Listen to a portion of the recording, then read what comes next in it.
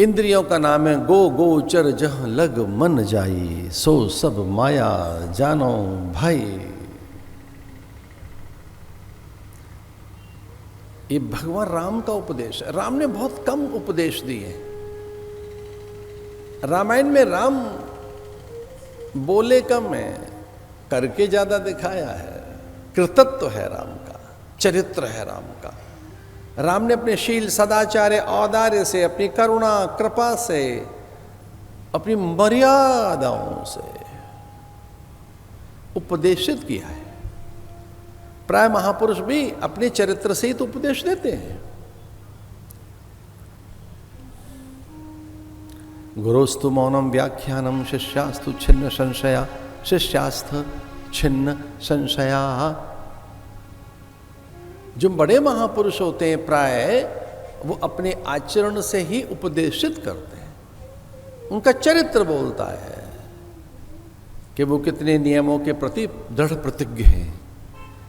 वो प्राकृतिक नियमों का निर्वहन करते हैं। उनमें किसी सदाचार का अभाव नहीं होता।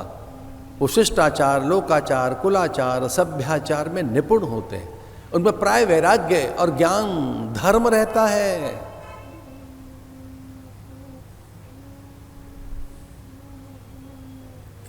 इसलिए आनंद अनुभव बन गया।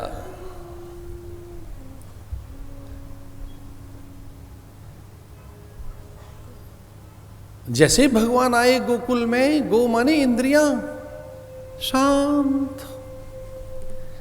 किसे प्राप्त हुआ? वो अकारण, बिना किसी साधन के और साधनों की गोपनीयता।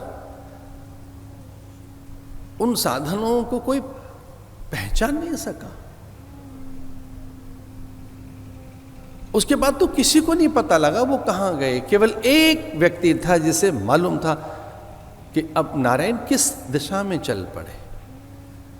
वहां फिर गोपन हो गया। कृष्ण अलोप हो गए, अंतर्ध्यान हो गए।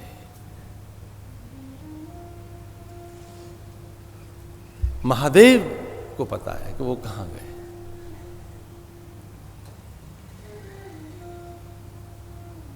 देवादिदेव महादेव जानते हैं कि कैसे कपाट खुले, यशोदा के पास लेटी योग माया उठा ली गई। कंस ने अट्टहास करते हुए कहा, अरे देखो देववाणी मिथ्या, मृषा न हुए देव ऋषि भाखा। देवताओं की भाषा और महापुरुषों के वाक्य तो कभी झूठे नहीं होते। ये देवताओं के वचन भी असत्य सिद्ध हुए। देव तो ये कह रहे थे, आकाश से तो ये वचन आए थे कि पुत्र होगा देवकी को, ये तो बेटी निकली पुत्री। चीखने लगी देवकी के, इसका वध न करना, कन्या अवध्या होती है, स्त्री का अपमान नहीं करना।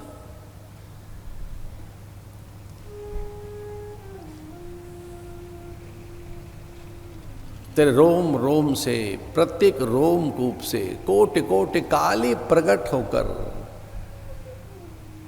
अरे दुर्दांत दस्यु दैत्य, अरे निशाचर, तेरे रोम रोम से काली प्रकट होकर तेरा अभी ही नाश कर देगी।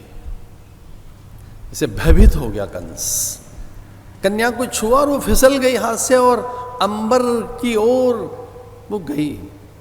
पहले 4 भुजा दिखी, फिर वो अष्टभुजा, फिर वो शतभुजा, और उसमें लक्ष्य कोटि कोटि भुजाएं उसकी दिखने लगी पूरे अंबर में, कि जैसे वो देवकी की रक्षा के लिए इतनी भुजाएं, इतने अस्त्र शस्त्र उनके नेत्रों से देवकी के लिए कृपा बरस रही है। वो इतनी ही कह पाई कि अरे मूढ़ जड़ शठ, वो अयोनिज है, वो ईश्वर है, वो जन्म नहीं लेता, वो प्रकट होता है। वो कब का प्रकट हो चुका। मैं तो ये कहने आई थी कि वो ईश्वर है, परमात्मा है, लेकिन आनंद अतीन्द्रिय है। और परमात्मा भी मन बुद्धि इंद्रियों से पृथक की सत्ता है।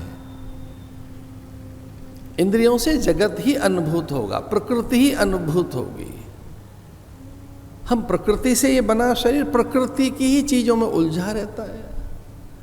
प्रकृति केवल 8 चीजों से मिलकर बनी है। व्योम, नीर, धूल, आग, बयार, मन, बुद्धि, अहंकार। ये 8 ही वस्तुएं तो हैं प्रकृति में, और क्या है? व्योम, नीर, धूल, आग, बयार, ये धरती, अंबर, अग्नि, जल, वायु और मन, बुद्धि, अहंकार। पर वो तो मन से परे की सत्ता है, बुद्धि से परे की। इसे पूरी प्रकृति का वैभव, ये पूरी प्रकृति भी आपको मिल जाए, जो सुना जा सकता है, देखा जा सकता है, चखा जा सकता है, छुआ जा सकता है,